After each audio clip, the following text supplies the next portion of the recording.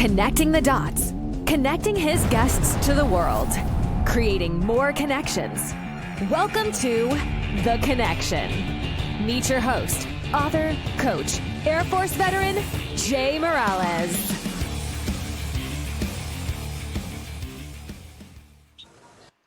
So I'm going to start off with a question. What if the bravest thing you do today is pour nothing into your glass? Tonight, I have a great panel of people who said no to their next drink and yes to a bigger life.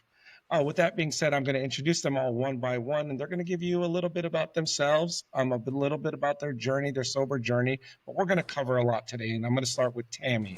So Tammy, if you'll introduce yourself and just tell everyone a little bit about you. Hi there, I'm Tammy. I am a mother of three, hairdresser for 36 years, and a rucker, I guess, is a reformed runner, now rucker. Decided to try a 1 month dry, and it's been however many days you just told me. I don't pay attention to it. I just go by. It's been 1.5 years plus. So Well, that's awesome. I love it. I love it. Everyone is different for sure. Jody, you next. Yes, my name is Jody Jefferson. I'm retired senior master sergeant from the Air Force, 21 years. I am also a mother of three, a wife, and I own my own bakery now. And I have been sober for 921 days, and it's all thanks to Jay. Oh my God, that's crazy. Thank you for crediting me, but it's all because of you. Steven, 117 days. Tell everyone a little bit about you. Well, my name's Steven Taylor. I'm a dad of three. I'm married, and I've been working at the dairy for 9.5 years. And I love spending time with my kids, fishing, swimming, all sorts of stuff. Awesome. Awesome, brother. Thank you. Leah. Hi, I'm Leah Johnson, and I am a mother of two, and I own an event planning company called The Event Firm, and I gave up drinking in 2018. So I don't count days anymore. So I just don't drink. That's awesome. And that's a question later for everyone. Amanda, 18.5 years. Amanda, tell us a little bit about yourself. Yeah, I'm Amanda. I am a single mom to one little girl, and I've been sober 18.5 years. 21 years old did me in. It was quite brutal, but today I absolutely love life. I love sober life. I am finishing a master's degree to be a counselor, and I run a nonprofit, and really my heart is to help people heal from addiction and trauma and mental health challenges. Awesome. Happy to have you here. Thank you so much. Scott, how are you, Scott? 900 days. 900 days, yeah, a little over 900 days. Just started from a dry January thing that my wife was doing, and so married, two girls, manage a local Fleet Feet store here in Omaha, and yeah, excited to be here. Awesome. Well, I'm grateful to have all of you on. Thank you so much for at least giving a little bit about yourself. I'm going to start the first question, and this is not in any sequence, right? But people are listening and they're saying, I think I want to try this. Maybe, I'm not sure. What surprised you, Jody, the most about sobriety? What surprised you the most, Jody, about sobriety? I get really good sleep now. Okay. Any follow-ups to that? So you didn't know this before, right? But your sleep is a lot better. Yeah. Anything to add to that? Anything surprises you? It's okay. I think there was probably, it was just what we did in the military. We worked really hard, but we partied even harder. And it was just a part of, I was air crew. And so when the wheels touched down, we were all cracking bottles. And I did that for many, many years. So. No, I get it. Scott, what surprised you about sobriety? Yeah. probably how easy it was. I mean, I know it's not that case for everybody, but when I decided to do it dry January, it wasn't hard for me. I mean, it was more of an instinct when I got home to grab a drink or make a drink or something. And I just decided I wasn't going to do that. And I thought it was going to be very difficult, and it just wasn't. But again, I realized that's not the struggle for everybody. So, Anybody else have anything to add to the surprise? The surprise. Mine was days of the week. Okay. I didn't realize how many days of the week there were, because if I would plan out my weeks on when I should drink, because I knew I would feel like crap for several days. So for a while it was like, well, if I drink on Thursday night, then I feel like crap, Friday and Saturday, but then at least Sunday I can be productive, maybe. And so when I became sober and I didn't have, like, I could not believe how many hours of my life I got back. And so, as silly as that sounds, I mean, my entire brain and my social life, and it was like, well, okay, when can I go out and drink so that I can still try to be productive and make the things that I need to make happen. So to Yep. have 7 full days in a week and go, oh my gosh, look at how much more productive I can be. Yeah. It was freaking crazy. But yeah, that's how I managed my calendar, was on what nights I was going to drink and how I'd feel the next few days after. I absolutely. Pretty One of the embarrassing. things that we get asked, like, do you still have fun? So Tammy, this one's going to be for you. So Tammy, whenever you hear people say, God, well, I can't have fun, or do you still have fun? Tammy, talk about that. Like, talk about that feeling. I definitely feel like I still have fun. I feel like I get to enjoy everything so much more. I've gone back to my early workouts, um, sleeping. That's a huge thing. Just like Jody said, that makes a major difference. I'll drink NA beers because I like the flavor of it, but I also like the factor of leaving a bar, not worrying if, I maybe shouldn't have driven, which I was not that much of a drinker, but it just became like something I thought of every day and I didn't like that feeling. So I decided, okay, let's see how this goes. But yeah, I still have fun. I mean, my son is really big into bourbon and I just sniff his glass now. I'm like, "Oh, let me smell that. I like that smell." Yeah, But I don't I don't have that need for that to have fun. I'm a that's good. joyous person, right, Jay? I'm even Yeah, happy for at sure. 5 a.m. You are definitely a joyous person. I can set my, um, your predictability is Tammy will show up and she's almost always positive. And if she's not, there's something really, really wrong. And So, nobody wants to know that one, so I just keep it good. so Glass half Amanda, full. yes, Amanda and then Scott. Amanda, same thing. Like, how do you even have fun? Like, Yeah. do you go to fun places still? So I have been sober a long time. And so the beginning of it is completely different than what it's like today.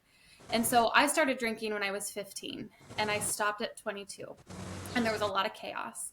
And I had no idea how to have fun. I'm telling you, like, it was bizarre. Like, I would try to play board games and I was crawling out of my skin. Like, it was so uncomfortable. I had to learn how to have fun sober. I had to learn how to date sober. I had to learn how to start conversations, how to go to work, all of the things. Um, Sober as in my 20s. Like, I didn't know. I was afraid to go back to college. I didn't know how I was going to get through college sober. But I did. I found a crew. I found other sober people, and they taught me how to have fun. And we could drink Red Bulls and stay up late, like 20-year-olds do, instead of other things, and Yeah, stay up all night long. So we just learned how to do it, in a sober way. And I think that's the big part, was finding that community, finding people that I could do this sober life with.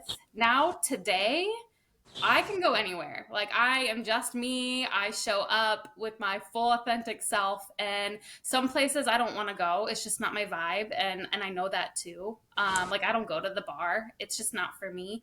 If there was something going on, like, and somebody invited me, then probably. But like, I don't just like go out. I just don't like it. So have found what's fun for me. Like, fun for me is like getting out on my bike or going out for a hike or paddleboarding, something like that. That's what's fun. So that's Yeah, really what I've found in this journey, is redefining what fun is. absolutely. And some of us work around this. So, Leah, this is for you, and then Scott, follow up. And then fresh question for Steven. So, Leah, you are in the entertainment realm industry where you are exposed to all the elements that some of us were able to take away. Talk about that real quick, about the fun you have there and the boundaries, or the temptations are none. Yeah, so it is very easy in my world, especially when you're attending a work event or an industry event. It's just everywhere. That's just what we do, right? So when I made the choice to quit drinking, and kind of the or the mantra that I had in my head is, if I want people to take me seriously, like, I have to start taking myself seriously. So, but I've also seen now that I started going as and being that sober person, and then you actually see what it does to people because you're not that person anymore. It just, honestly, every time I go out and I see what happens when people drink, it literally just reaffirms why I don't. So it over the years, it's just become easier and easier and easier, and I don't feel like I'm missing out on anything. So I don't know, to each their own, I guess. But again, coming from the addiction part and fighting that off, I don't know, it's easy to be around because the last thing that I want to do is poison my body. So it's just like I don't do it anymore. Yeah, I just don't. It's not going to happen. There's nothing you could, say or persuade me to do that. So I don't know. But yeah, it definitely gets easier as you go. thank you, Scott. So, fun, right? I mean, you looks like you always have a smile on your face. I mean, if you could see this podcast, Scott's always like that though. But Scott, it wasn't always like that, right? I mean, were there challenging times in your first early journey to make you not have fun or almost feel disincluded? So I don't know about that. I mean, I'm not like much for going out either. I wake up super early, so my time is like 4 a.m. to like, whatever. And so that's my time to, and so if I'm not on 100%, which alcohol would impact that because of the lack, of good sleep. So actually it just freed up my time of like where I really probably thrive more. So I wouldn't find it challenging. I mean maybe going out. I mean my wife drinks, and it doesn't bother me at all. And we go out and then we have friends that drink too. And it made me feel a little uncomfortable, I guess, at first. Of like there was a lot of questions like why aren't you having a drink or something. But now it's gotten to the point. I mean we don't go out that much, but everybody knows what I don't drink, so nobody really asks any questions of that anymore. But there's some uncomfortability where people feel like they have to justify or be like, I wish I could do that too. And I'm like, I'm not here to like push anything on you or judge. Like you do what you want to do. And if you come to that decision at some point, that's great for you. And if you don't, that's also fine. But that was probably the most uncomfortable part, was just like people having to like feel like they had to justify themselves or Yes. why they're drinking in front of me. And I'm like, I don't care. Any follow-ups to that, Jody? Reaction? Amanda? Looks like you guys want to say something. I just think it's so true. Like, so many times throughout the years where I've been like, oh, I don't drink. Like, people feel like they have to justify their drinking, and they don't have to. Like, you do you. Yeah. It's totally fine. For sure. Yeah. Stephen, so in your early days, you're at 117 days, right? Like, I think once I got to 120 or 130 days, I was like, is this going to be a thing? There's no turning back. I feel like I don't want to take my winnings off the table, even at 3 years, right? So, Stephen, you're 117 days in. Be honest with me. do you wrestle with it? To be honest, I don't. Ever since I had my accident at work, I don't see myself looking back. I want to change my life, be there for my kids. I change my eating habits and everything. I don't rely on coming home and opening a beer until I go to bed just to relax. I do that with my kids now. I just watch TV and hang out with them. Don't look back. You were able to put away some Bush Light, though, Stephen. We had talked about this in years Yep. past, where you're like, "Hey, Jay, I think I'm gonna." Tell me what my sobriety did. You know, like what did you view it as when you were justifying to me, saying, "Hey, I think I'm gonna stop," or "Hey, Jay, I'm drinking less." Remember what were the thoughts that went through your head then? Uh, a lot of the things that went through my head was it's not good to go through a 30 pack in 3 or 4 days. And I saw that as I have a problem. I need to stop. I need to better myself, not just for me, but for my family. And ever since, like I said, I had my accident, I changed my life from there. And yeah, I'm never looking back. To be clear, everyone, it was not an alcohol related incident. It was a work accident in which Stephen suffered greatly, but this, this comes out of tragedy. So the follow up question to this is with everyone is Tammy, where were you at when you decided that this is, so I know it was dry January, but at February 1st, you're like, what's up? Like, we I can. distinctly, I remember February 1st. I was traveling with my then 18-year-old for a soccer week in Florida where all the soccer parents were a lot of fun. And on the plane, my son said, "Are you going to get lit with the parents?" And I was like, "Oh, crap."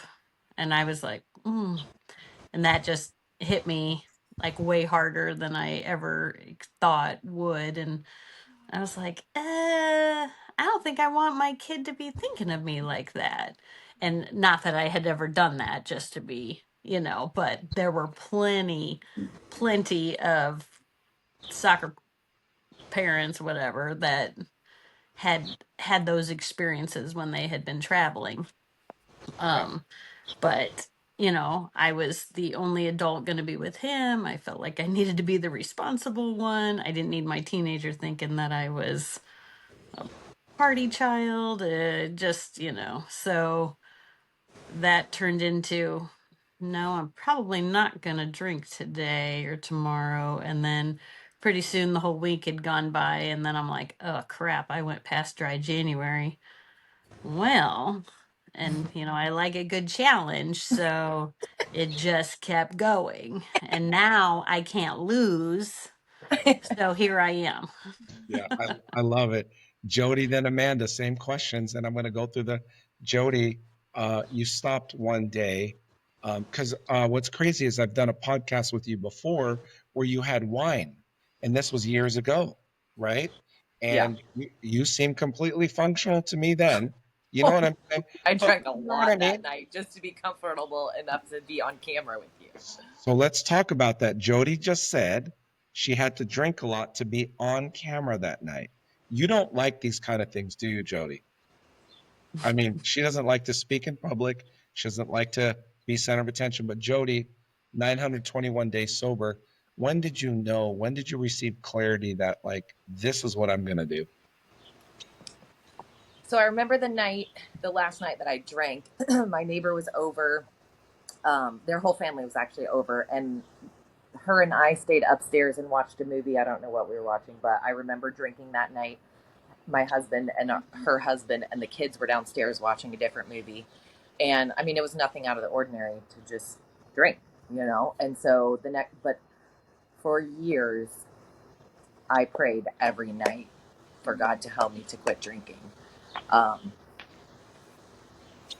which I don't tell people that. Like, my husband probably doesn't even know that I prayed for years to quit. Like, God, why do I do this? And I wasn't like a crazy drunk. I was a pretty happy drunk, and it was just one of those things. I would get home. When I work super hard. And so I feel like maybe it was a reward. I don't know. After a long, productive day, it was just what I did, have a few drinks. And my kids were super little at the time. It didn't affect my parenting. But I'm so glad that I stopped when I did, because now they don't see that, you know. But yeah. Thank you for sharing that. That's pretty deep. Amanda, Leah, and then Scott. Amanda, same question. Like 18 and a half years, do you still remember? So I started my last drink, my last bender on Christmas night, and it went for 3 days. And I woke up in the hospital in ICU, and I spent some time in ICU. My sobriety birthday is December 30th. But I still, when I got out, I had a DUI that I had gotten earlier that year. Actually, I had 2 that I had gotten earlier that year. So I had a lot of stuff. I had almost died, like all of this stuff. And here I am out, and I'm attending like 12-step meetings, trying to figure out what is wrong. This is not the life I wanted. Like, I had so much going for me. But I still didn't know if I was going to stay sober forever. I didn't know. I just was scared. I was so scared of what life was like right then. And at some point throughout all of it, I realized that the sober life was what I wanted.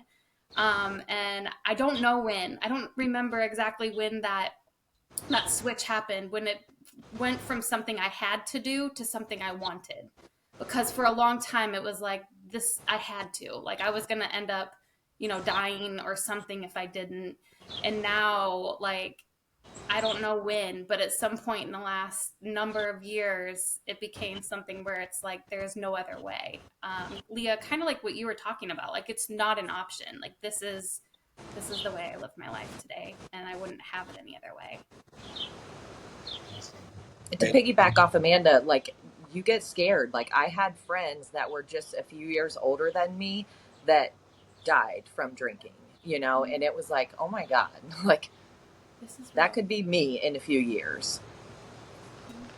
I mean, that's extreme, right? So Leah, same to you. Like, when did you know? I mean, when did you know? September 9th, 2018. The night before, I had gone to the Jocelyn Art Museum's masquerade ball. And a girlfriend of mine, we had gotten all dressed up, formal gowns, masquerade. It was an amazing night, super fun. Of course, double fisting right when we got there, had to have a drink in each hand because the lines were long. So you had to, get 2 every time you went up because you didn't want to have to wait. And I've never said this publicly, so I hope if this person hears this, I can thank him personally. So throughout the night, there was a gentleman that expressed interest and, kind of brought my friend, and me into his friend group. And we were having a lot of fun. Nobody really could see each other with our masks on, and nobody took them off. And so we were just having a great time. But per their usual, drink way too much. We decided to go to a bar after. And the next morning, I woke up on the couch, and the only thing that I could remember from the night before, I was in my own home. Like, I went home with my friend, but the one thing that I could remember was seeing him standing in front of me, but then walking away from me. And it was at that moment that I realized, like, I probably could have met a really nice man that night, but I was so embarrassing with my drinking that he didn't even want to be around me. Didn't ask me for my number, didn't want to pursue or go on a date. And I really wish I could thank this person for what he did, for having standards that were higher than what I was putting out. And because he totally changed my life by walking away and being like, even though like in the moment, he probably was just wanting to get away from me. I don't think he knows what he actually did for me. And I don't know why that's the one thing I remembered. But I was laying on my couch the next day feeling like an absolute train wreck because I felt so crappy. And that was when I had that thought of like, my New Year's Eve event was coming up for the first time. And I said to myself, if you want to take yourself seriously, or if you want people to take you serious, you've got to start taking yourself seriously. I talked to a friend named Heath who was also had been sober for 9 years, and he said, give it up for 1 year. And if your life is not predominantly better, like eons better than what you are living now, then go back to drinking. But if it's not, keep going. And he goes, it won't even take a year, Leah, just watch. And he was right. I mean, within 6 months, my business started going better. Things started happening. It was just like, why would I give this up? Like, this is amazing. I've been living in this shadow life with this cloud over me thinking I'm doing awesome, but I wasn't. It was pathetic, really. And the sad part is I have so many stories and embarrassment and just things that didn't click. But for whatever reason, that one gentleman walking away, I mean, my ex-husband, I can share horrible stories of things I did while I was drinking. That never seemed to affect anything. I couldn't see how I was affecting my family, my ex-husband, stuff like that. But for whatever it was, I don't know if it was just God intervening and just showing me like, it's that bad, girl. Like you've got to give this up. And so that was my aha moment. And yeah, so I wish I could find that gentleman. So if you are listening, sir, and you were at a masquerade in 2018, you met some girl in a golden black dress, like, thank you for what you did for me, because Yes, it a totally changed my life. mysterious one. Oh, mysterious one. Those parties. I'm questioning the party itself now. I'm kidding. So Scott, same question to you. Yeah. I wouldn't say there was really one thing or anything as profound. I mean, it was more of a dry January thing that my wife was going to do, and I was like, I just come off my second back surgery, so I was drinking a lot just to kind of get rid of the pain a little bit. I was like, yeah, I'll do that. And I saw you post up about like your sober journey, and then some things that kind of reinforced it. Listening to podcasts from Andrew Huberman about alcohol. I don't know how many times I listened to that. I don't know how many times I read Peter Attia's Outlive, and it just kind of kept on. I think things just kept stacking on of reinforcing the decisions I was making. Yeah, for sure. The phrase sober curious. Like Mhm. it's totally different than I think I'm gonna get sober. Like that sounds like I have a problem. Yeah. If I'm sober curious, like I'm just gonna feel this out, see what happens. In my mind, it was just such a totally different, I don't know, Yeah, I'll different tell you. phrase, and like it I'm wasn't a almost. huge commitment. It was just like I'm gonna try this and see what happens. And if it's not a 30-day challenge. If I go Mhm. 1 day or 2 days, and I went like that for years. Like I would go 2 days, and then it was like, shitty day. I'm drinking tonight. Okay, then I would go 7 days. Oh my god, I don't think I can go an eighth. And then the clock just start back over. And Yeah. so the sober curious thing, like, was really cool to me. Mhm. So Stephen, final on that question, and I want to talk about the word sober in a second, and that's going to go around to everybody for 10 seconds or 15 seconds. Stephen, what was your clarity moment where, okay, you tried it, then where did you feel like, or do you feel like is there a clarifying moment for you that this is a path I want to go? Well, I feel like I have more energy. I do a lot more with the family now. I don't know. The water tastes amazing now. I love that. You know what that Uh, is, right? yeah. I don't know. I just feel better about myself. I can think clearly. If I want to do something, I just get up and do it. Been doing side jobs like with for you and Becky and stuff like Yeah. that. Just keeping myself motivated. And before, when I was drinking, like I'd just come home and just want to sit down on the couch and just drink beer and watch the kids running around and just try to relax. And I mean, I like being motivated now. I have nothing Yeah. holding me back. Yeah, I love it. I love the innocence of the first part of the journey, and I love the energy and the motivation. And I think what everyone has to remember is that goes away over time. The motivation will go over away. So I want to deal with the word sober for a second because I still have a problem saying it. Okay, I just want to share this with all of you. This is my This is my version, my perspective. When people say, "Oh man, are you sober?" or you don't drink, I want to make sure in my mind I don't say I'm sober, because I feel like the word is defeatist. You were in trouble, you were thrown under the jail, and you're now on parole. That's how I feel, right? And I know it shouldn't feel that way, but there are other people who've been sober their entire life, like have never had a drink before, and I'm like, man, that's phenomenal. What do you guys think of the word sober now? Or what is your advice to someone, 15 seconds or less, of what the word sober means to you? Scott, go first. Man, sober. That's a good question. I don't know if I've thought about that before, but I mean, you're just not tied to anything. You're free to make your own decisions and to, I guess, chart your own path without anything holding you back. And so there's enough stuff holding us back in life, and so why add one more thing that's not really necessary? I love that. Tammy, and then Jody, and then Amanda. Tammy, go ahead. I guess I don't use that word for myself either. I just think of it as I just don't drink. And I see the stigma factor of it. Yeah. And so to me, I didn't ever feel like I had a problem. I felt like I was probably trending that direction. So maybe I would use it if I felt like I needed to get sober. But No, I love the feeling, and we can't correct each other here. This is how we feel. Jody, I mean, do you say you're sober, or do you say you quit drinking? Like, when someone says, Jody, you're sober, what does that do for you? First of all, it blows their mind. Yeah.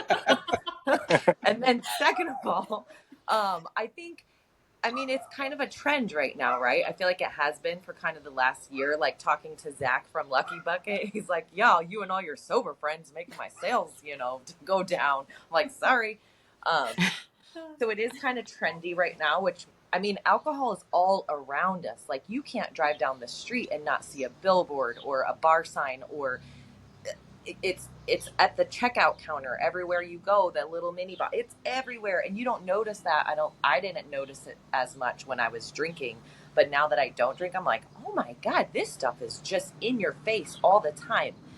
um and also I think the word sober generationally is different, so I feel like my parents, to say the word sober is like, oh, you had a problem, which after my year, I had also just finished 75 hard.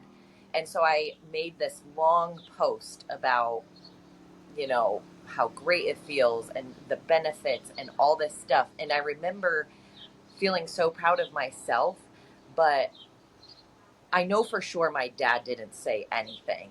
My mom might have said that she was proud of me, but that kind of like hurt, because I was so proud and I had taken this huge step for myself, and I wanted my parents to be proud of me. And I know that they were, but they didn't say anything.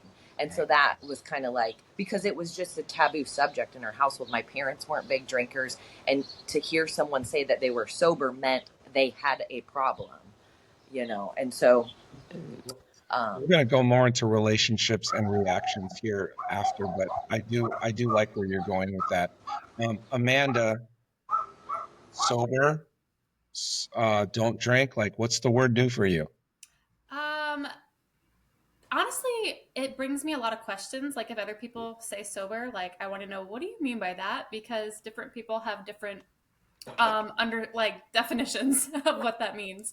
I don't know that I use that word. I think I typically just say I don't drink. But except for in your post, because you said like you used the word, so that I used the word, right? Just Yes. following suit. But I don't know that I use it directly. But I don't think that there's any reason behind it. Like I just think I just typically say I don't drink. Hmm. I, which is great, and this is hearing all of you and your different perspectives is making my brain think. Okay, well, maybe it is, and just this is reinforcing what I'm thinking. Leah, tell me, I sober, think don't drink, quit I drinking. I agree with Amanda where it's just like now my identity is I'm a non-drinker. Like I don't drink. It's like that is who I am now. I think, only God and I know how far down the rabbit hole I went with this and the things that came of that. And so but secretly, I kind of wear it as if someone's like, oh, are you sober? Heck yeah, I am. Like, Hmm. if you knew that hole I was in and the hole that I dug myself out of, hell yeah, I'm sober. Like, and I wear it almost like as a badge of honor.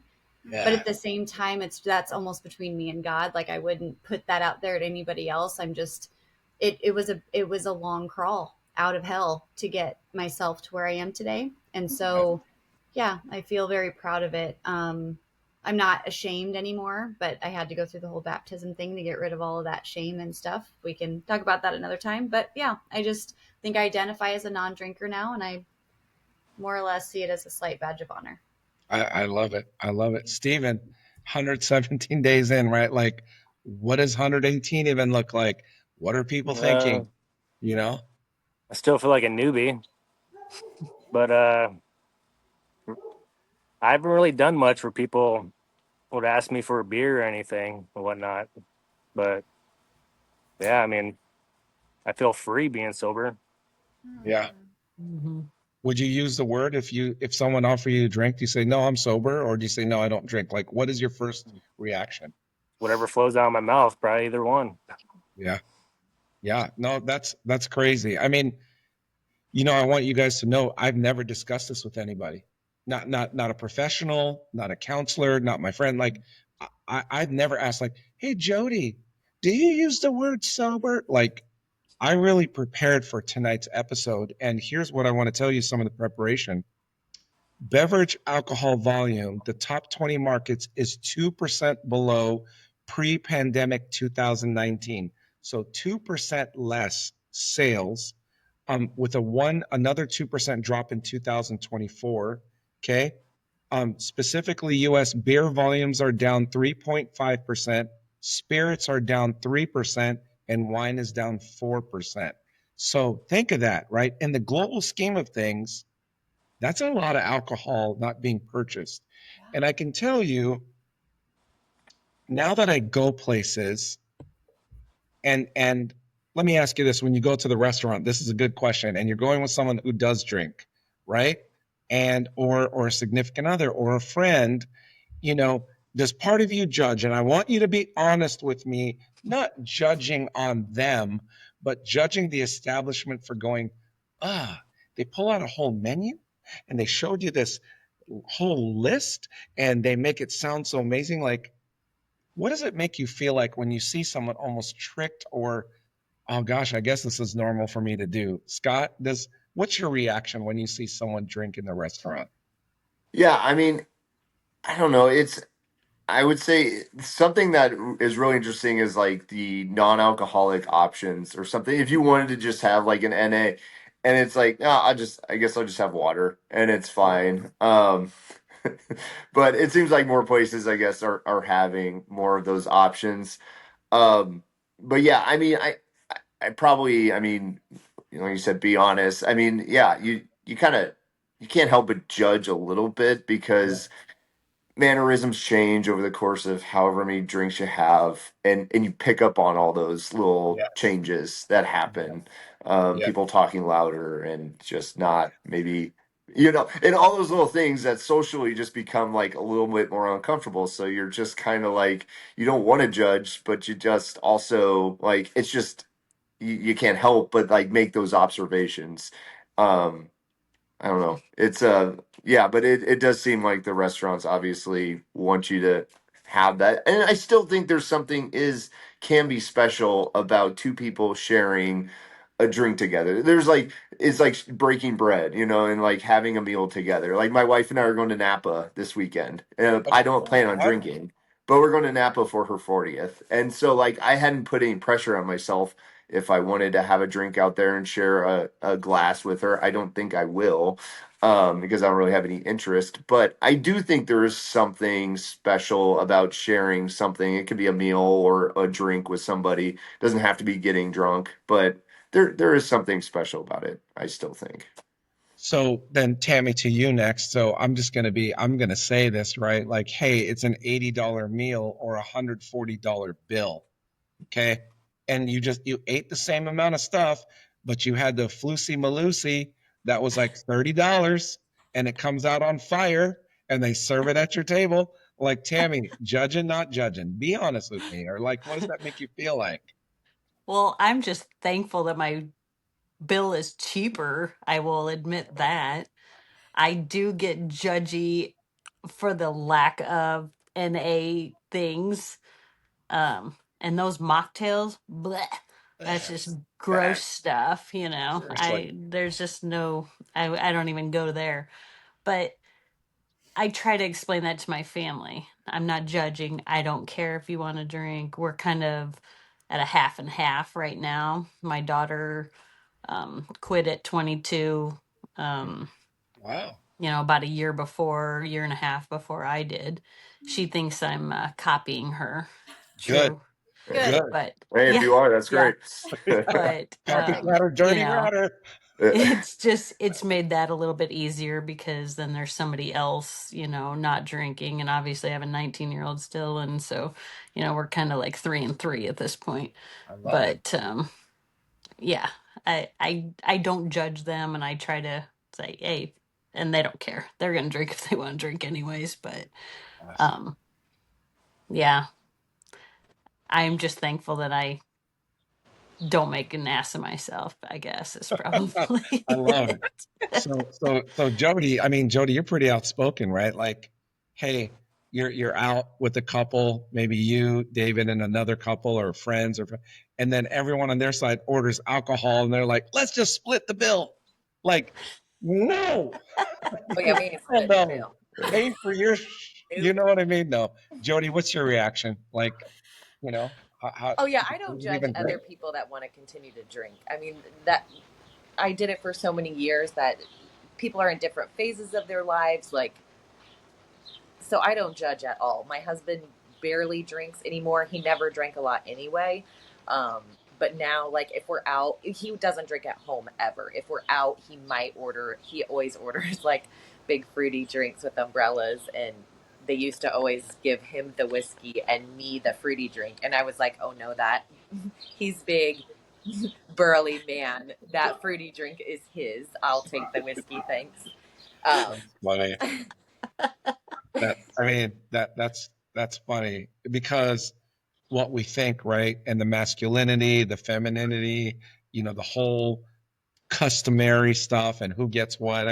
It's crazy. But, again, Leah, did I ask you, Amanda, did I ask you about Judgy? Yeah. No, Leah, Not tell me yet. about you, then we'll go to Amanda. Leah, go ahead. I don't think, I think culture, my frustration actually comes in culturally. Mm. That, like Jody was saying, it's everywhere. It's so easily accessible. And the fact that now it's going to be in, our stadium down in Lincoln, and we've got, it's like we just keep, pushing it in everyone's face. And I think I have no problem going to a restaurant. If somebody else at my table wants to order a glass of wine, by all means, like, that's totally fine. But yeah, it's just a cultural thing that part's exhausting me. Like, at what point do we not call the damage that it does Yeah. for what it actually does to families, to couples, to marriages, to children, to everything, and actually start having some real conversations that will invoke change? And I don't know. I think that's where my frustration comes in. I think too, to piggyback on that, now that we ruck, the amount of mini bottles that I see on the side of the road when I'm rucking is terrifying. I was It's true. thinking that same thing. Like Fireball, oh my God. People are drinking that for breakfast, lunch, and dinner, snacks. Go ahead, Amanda. Yeah, I notice that every time I bike or run, or not run, walk. I do not run. I bike and I walk. Anyway, Oh, yeah. I don't really judge other people, but I do make decisions based on people's habits. And so, for example, like if I ever decide to date a guy, and if we go out and he drinks a lot, I don't know that there's going to be another date Yeah. because that's just not my lifestyle today. And so I want to make sure that I match with somebody that our lifestyles will complement each other. So I don't think it's judging, but it is No. making a decision based on, Mm-hmm. behavioral observations. There you go. And let's just be firm with that. That is a decision. That's Yeah. not like, well, I hope he doesn't drink. That is a decision on my values are going to line up with this person. And I'm not going to compromise. And Amanda, good, bad, or indifferent, I wish people had clarity on what they wanted in life. Yeah. Because too many people were like, well, I don't like cigarette smoke, but they smoke every now and then. Like, why? Yeah. Like why? Or, oh, I don't drink, but so and so likes to drink Thursday night, like why? So that's just a whole nother episode within itself. So, Stephen, with you, any early reactions in the restaurant, when you and Amanda go out and, because I know she doesn't drink that much, does she? Or. We don't really go out that much. We just Mm, basically run errands. That's it, and do stuff with the kids, like take them to the river and stuff. yeah. I mean, there's people out there drinking. I mean, I'll be judgy because they leave their bottles. It's the only thing. I love it. I love it though, because we see things different. And the reason I ask you this is, we all want to be perfect and we're like, we don't judge or we judge and we don't. I just want to be real and raw because there are people listening right now on, they might take a stab at this and they may not know. So the next question for all of you is, and 10 seconds if you can, 15 seconds. What do you wish someone told you before you decided to go be sober? What did you wish someone told you? Like, man, I wish I would have known about that. So I'll tell you what mine is so no one can copy. I didn't know that I was going to have to replace the time that I got back with something very meaningful. And what I mean by that is, I hope that the next person who finds sobriety and clarity, that early on is to replace their habit or their mindset with all the time they would have lost. That's what I hope, because I wasted still a lot of time. Like I was like, yeah, it's cool, sober. All right, I'm not drinking. Okay. But I didn't start capitalizing until the last 6 months. You know what I mean? I probably was capitalizing, but my point is this. I just know I have more time. Damn, I wish somebody would have told me that. Wish somebody would have told me that. Scott, you first. Oh, man. Yeah, while you were saying that, I don't know. It was just such a quick transition for me. I hate saying that because it's not easy for everybody or most people, I'm sure. It really wasn't difficult for me. I'm very habit based person. So like I said, I wake up super early. It just made waking up really easy. And so I saw immediate changes based on that. And it just made my workouts easier. So I don't know. And I wasn't really surprised by that, I guess. So yeah, I don't really know what somebody where I wish somebody would have told me. Maybe I can think of an answer later. Yeah, But that's okay. just right off the bat, I just noticed my life changed right away, and it wasn't difficult for me. I was lucky in that way, and yeah.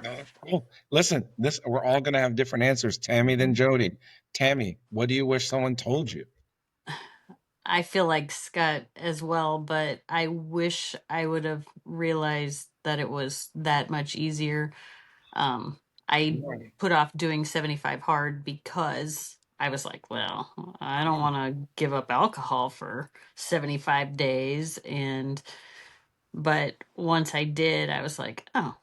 So me and Jody doing 75 hard in the spring was like, well, it's no big deal. I do most of these things anyways now. So that was helpful. But yeah, just that it was definitely a possibility for me without major change, except for all good things, the sleep, the getting up early. And then, I started meeting all of, our 5 a.m. crew. I was about 6 months in, and I realized how many more people out there were on the same journey that I had already started. So No, that's awesome. Jody, then Amanda. Jody, what man? Like, I wish you would have told me this, Jay.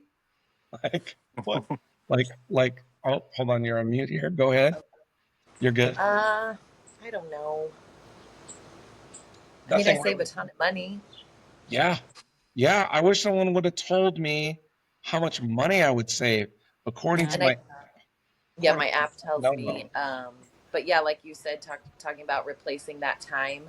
I spent several months just eating ice cream every night, replacing that time because I was like, well, I'm not drinking those calories, and now I can just eat these calories. Ah, And then, yeah, okay, where the that's 5 a.m. rock club came in handy. that's awesome. Amanda, Leah, then Stephen. Amanda, what do you wish someone would have told you? I think it is important to know, at least for me, with the core of addiction, that was, what led me to getting sober was that stopping drinking was only the beginning of all the work that needed to be done to heal. Mm, Because I'd been running from things from my childhood, and so that was not gonna, like, all of that stuff was still there, and it took a lot to finally come to terms and heal from that. I want to recognize, Amanda, that your path might be different from a lot of ours on this podcast Yeah. because I'm hearing a lot of the early on trauma and all the things that you went through and the addiction and the DUIs. And first of all, I want to recognize you for being very vulnerable and authentic Thank to you. bring this out because again, it reminds us that our path might have been easier, right? It might have been different, but people definitely need to hear the story from your angle or your perspective because it's Absolutely. not all challenges. It's life, right? It's in your face. There's no, hey guys, we're gonna get a 30 day or a 90-day like Amanda, it was a must for you. So I want to recognize that. So thank you for Thank sharing. you. Yeah, absolutely. Leah, you what do you wish someone told you? I have two things because number one, well, I was a vodka drinker, so it was like vodka and any other flavored lemonade that simply whatever came out with. I mean, we were mixing things like you would not believe, and that was my thing. So the amount of sugar I was consuming was Oh, insane.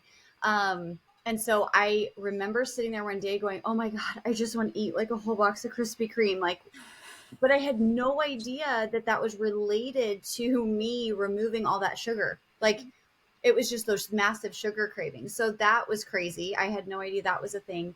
And I just wish somebody would have looked at, like, you have no idea how good life can get. Like, you truly have no idea the shackles that you are carrying. And now that I'm like 7 years, like, and I'm honestly like, Steven, I'm so excited to talk to you in like another 2 years because honestly, for me, like that first 6 months, it was like, okay, now it's a year. Now, like, I'm 7 years in and life just keeps getting better. Like, it truly just keeps, like, it keeps getting better. So I wish, I don't know, just keep going because it doesn't stop. Like, you think it's like, okay, great, I quit drinking. Like, yeah, that was fun. And then it's going to maybe go back down. No, I mean, tragedies will happen in your life, but you can handle them so much better and you can move through them so much easier. So, like, it just, I don't know, life just keeps getting better. I love it. I love it. Steven, you, what do you wish I'd have told you, bro?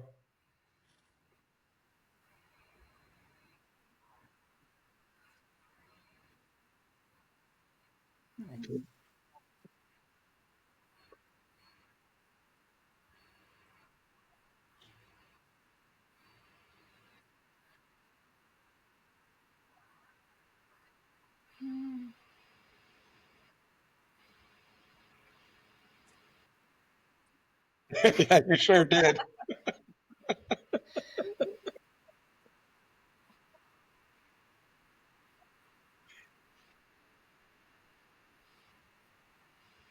Crazy. Crazy. I wanted I to want to chime in. yeah. Yeah. Go ahead, Amanda. Oh, I was gonna say one more thing is that you have to find something to help you with your boredom and your loneliness, because those two things can be huge when you first stop drinking. Like, what are you gonna do on a Friday night, and you don't want to sit home all by yourself? And so finding something to do with somebody that can support your lifestyle is so important. That's so true, because where can I go without drinking tonight? I mean, that's a thing, y'all.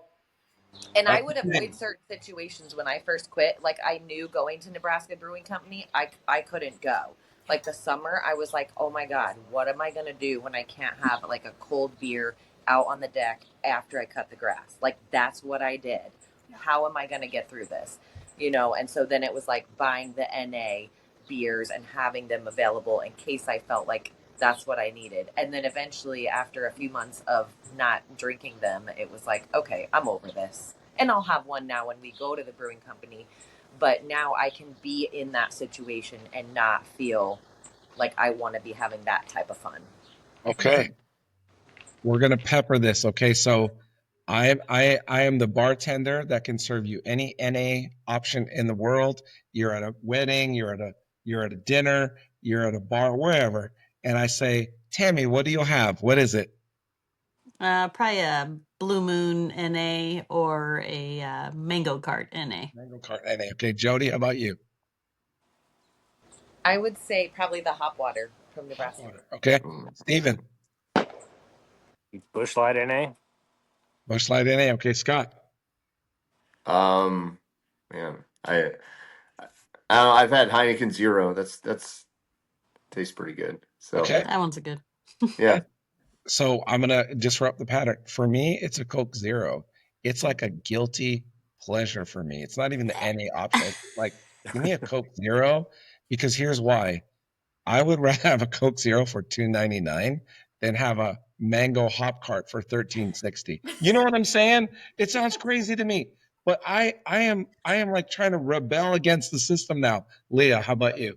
I used to just do like a lemonade with a splash of cranberry, but Okay. now that I don't do any sugar, now it's just pretty much water. Okay, water. Amanda. Okay, I was gonna say like Diet Coke or Coke Zero or water is typical. I swear to all of you, like, this is why. Because I used to go places with Becky and I used to see oh, look at this from skimple with a rumpelstilsk. I'm like, okay, what is this? What is this $18 NA thing, right? Then you I take do it. drink those though. I love those. Tammy, that cracked me up. I have found some amazing mocktails in the weirdest places. And when I was doing sugar and I was fine with that. Like, oh my gosh, those things are freaking good. Guys, I would rather Oh, put lemons in my eyes than have those. So well, when I quit drinking, actually, I quit drinking pop too. So I haven't had a pop. Oh, good. Actually, and that was harder to quit, was drinking pop.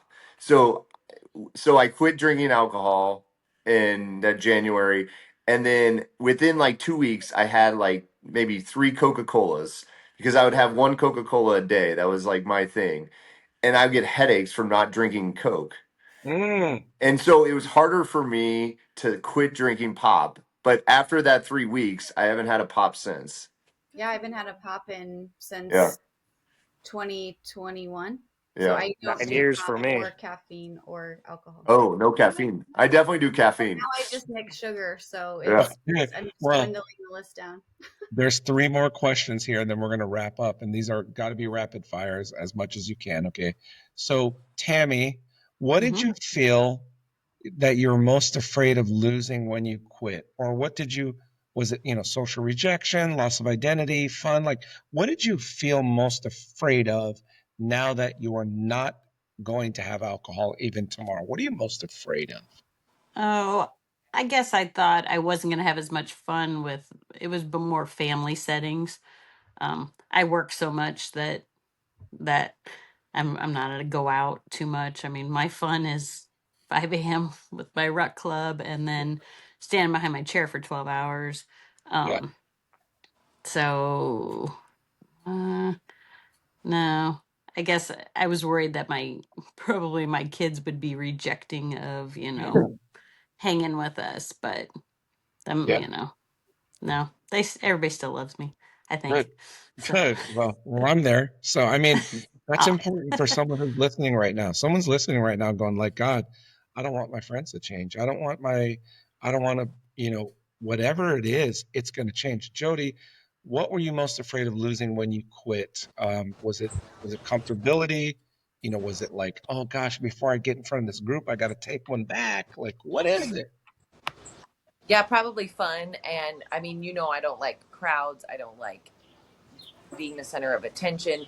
So a lot of times, like before we would go to dinner, I would have a drink just to calm down before we would go into a restaurant. And then we would drink at the restaurant. And then we would come home and I would come home and drink some more.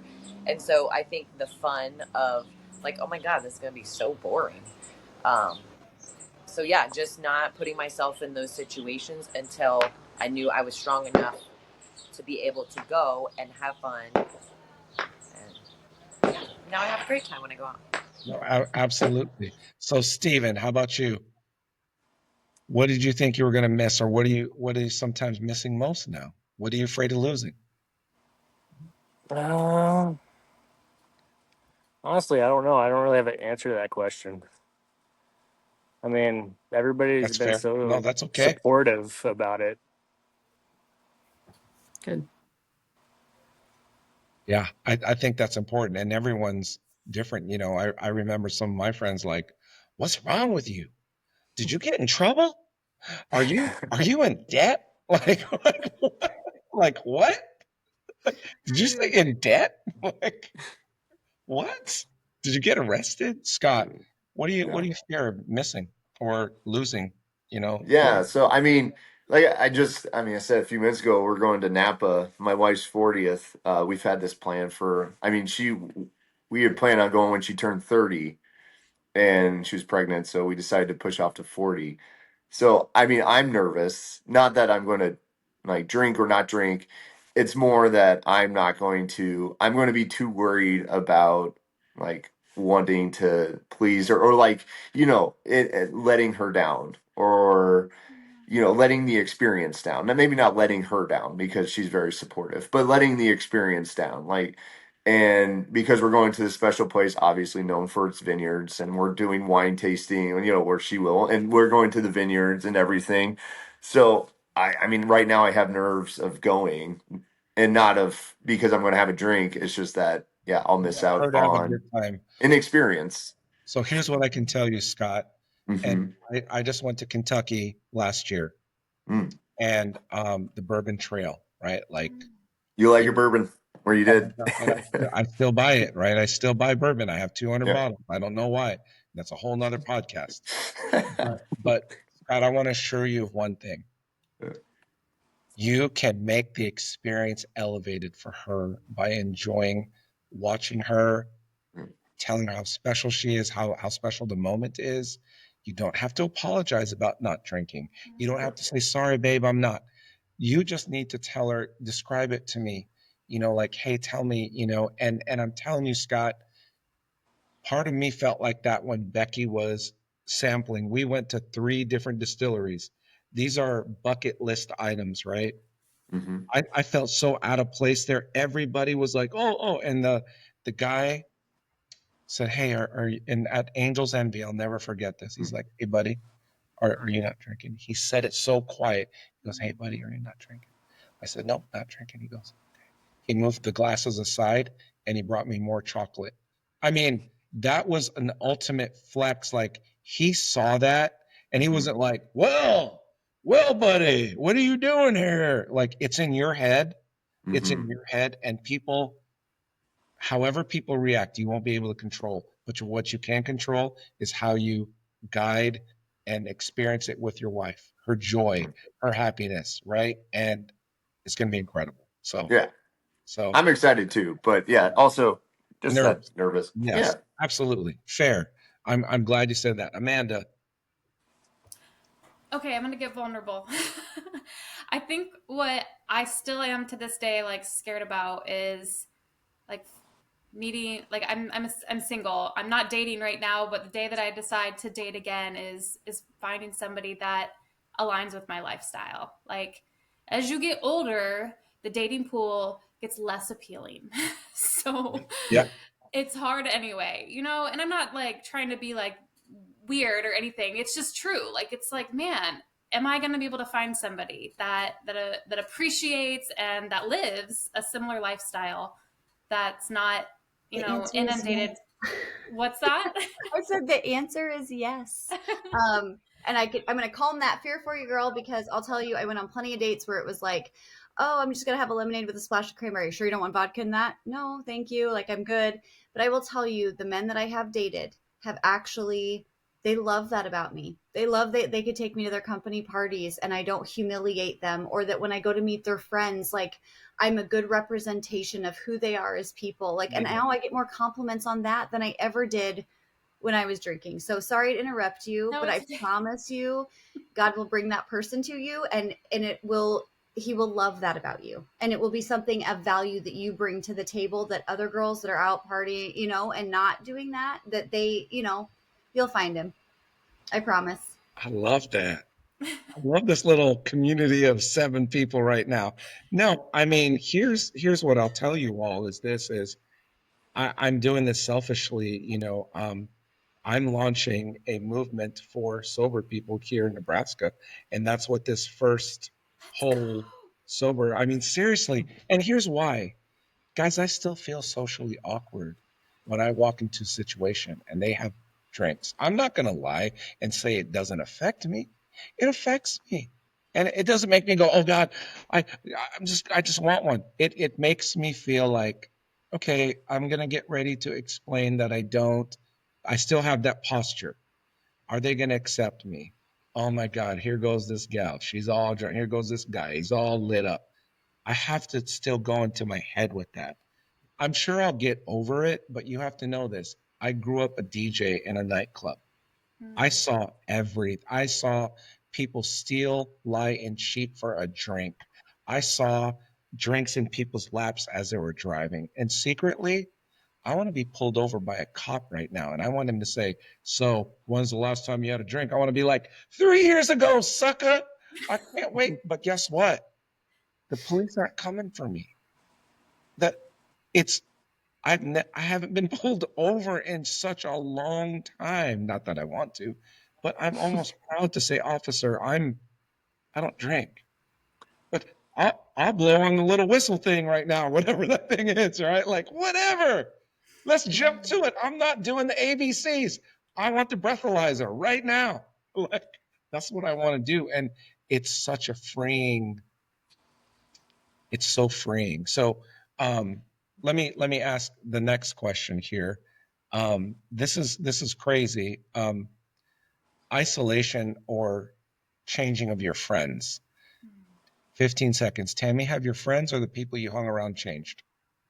Um, yes, but not completely. I do have like at work.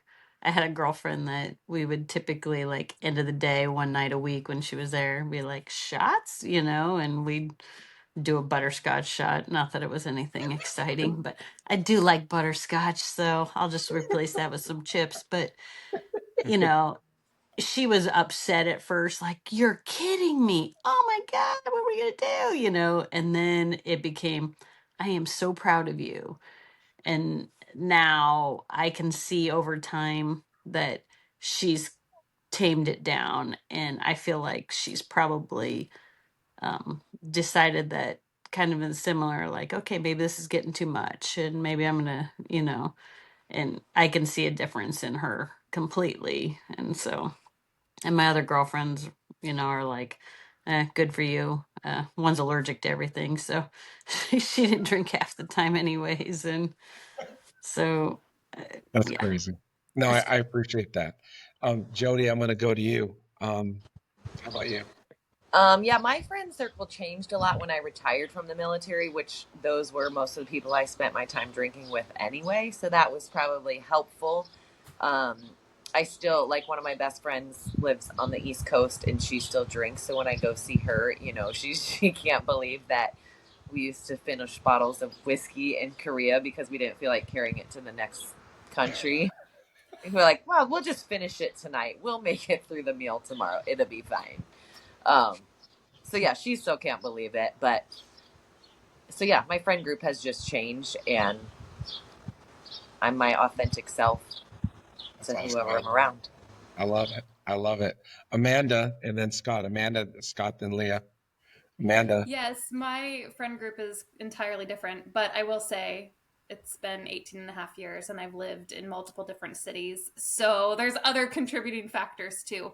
But when I first got sober, I literally had to cut off everybody because I was afraid. I was afraid if I would be with them, if I would drink or not drink. So I just made a hard, fast cut. That's fair, and that's probably some of the best advice, for people who really want to. It's you will listen to your friends more than you will a clinician or a doctor or somebody, and your surroundings will influence you more than a program or what have you. So I think that's important. Now, I'm not saying that's the prescription or the remedy for everyone, but I'm saying that is a factor that plays into sobriety or not. So Scott, how about you? Did your friend circle change, or did your things change? I don't really have a friend circle so much. I mean, not in a sad way at all. So if anybody listening to this that knows me, they would know that I don't really have friends other than the people I run with, and that's the people, and the people I run with are I could count them on one hand. Um, and we never really drank together. So my social circle consists of wherever my wife takes me, which is then her friends. But so nothing's really changed on that. Hey, I appreciate that. Like, I love this. I love all aspects of life. Leah and Yeah. then Steven. Leah, go ahead. Uh, it, I still have the same friends I did from childhood. They kind of watched me go through the train wreck years, and then they've been super proud of me, But again, kind of like Amanda said, like I don't hang out in a bar. I don't. I have so many other fun things to go do, and I'm probably a workaholic. So just with my business. So no, if anything, I've just met more and more people, and I remember their names the next day. That's even better. So I don't know. I don't feel that. I that's again, everyone has a different perspective, and it's crazy because to be in that same arena, like I was saying with your industry, right? I mean, the immersion of where your temptation is still there, whether you're tempted or not, but your environment has not changed. You know what I mean? And No. I say that to you to be you have to be strong for that to have to happen. I'm not saying stronger than all of us or any one of us. I'm saying to be in that environment where it hasn't changed, where that still social lubrication is out there, right? Like, it's out there. And some people can't handle that. You know what I mean? Some people choose to avoid that, but good for you for being able to handle that. So, Steven, anything change? Like, I know you had buds hanging out every now and then. You had friends from work. Oh, I think he's muted. Go ahead, Steven. Yeah, yeah. Yeah. Yep.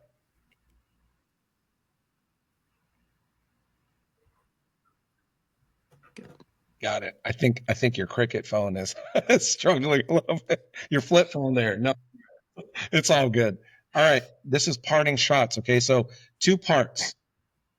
Um, I want you to say, um, here's my advice for you, to someone listening who is in, maybe they're dire, maybe they're just curious, maybe they're, I don't know, I think I want to do this. I think I want to stop for 30 days. I think I want to limit it to one night a week.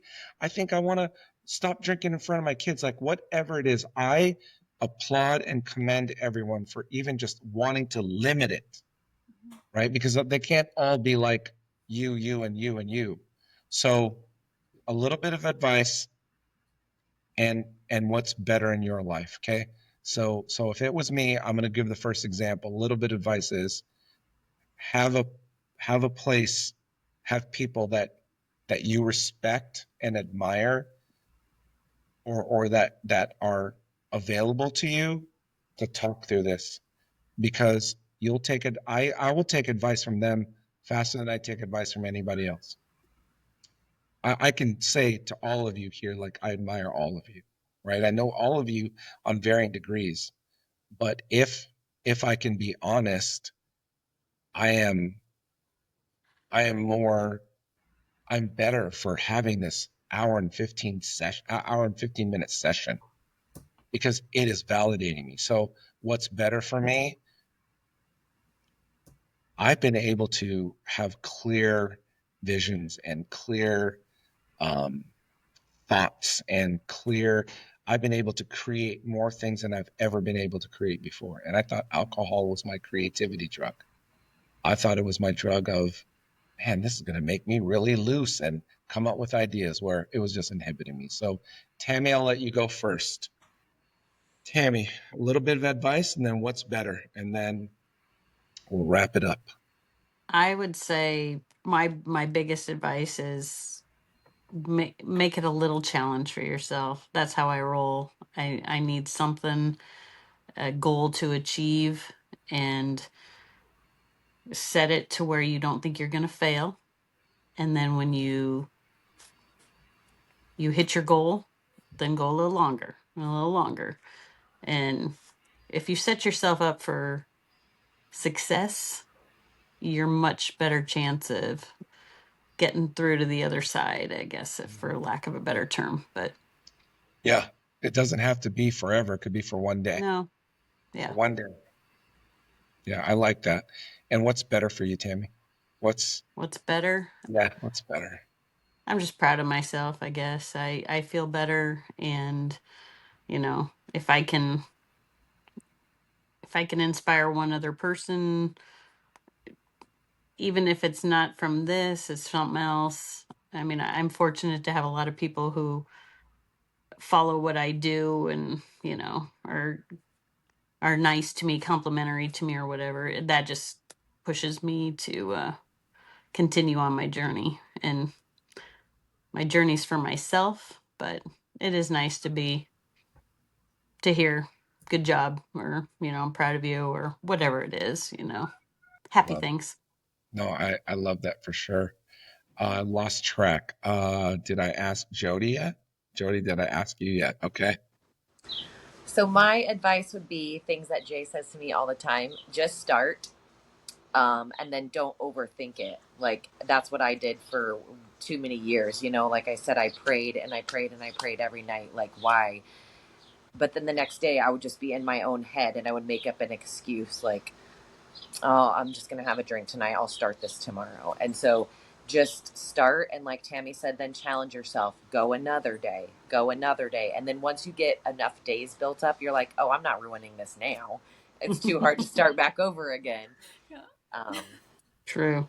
Then what was the other question? What's good now? What's good? Like what is Oh, good? for me, I think a lot of it too was my kids were little when I mean, I drank before I had kids, but then I continued drinking because we weren't in so many activities. And now, I mean, I'm running every night and I'm like, I can't imagine like still having a drinking problem and my kids having to go all these places. Like, would I be making poor decisions and being like, I think I'm okay to drive them to karate? Or would my husband be driving them everywhere? I don't know. And so now I don't even have to, like, it's like, you know, we go to all the things and I watch the other parents drink in the parking lot at softball games and I'm like, yeah, here's my iced coffee or my Diet Coke or so. Yeah. I love it. Good. I love it. Amanda, tell me. Yeah. I think my advice is you don't have to wait until it gets really bad to stop drinking. You don't have to wait until you have the multiple DUIs or you're in the hospital.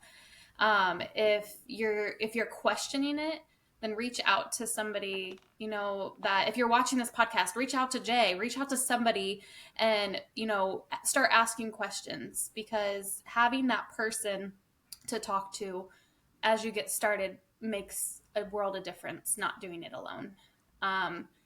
And what's better? Literally everything. It's such a good life.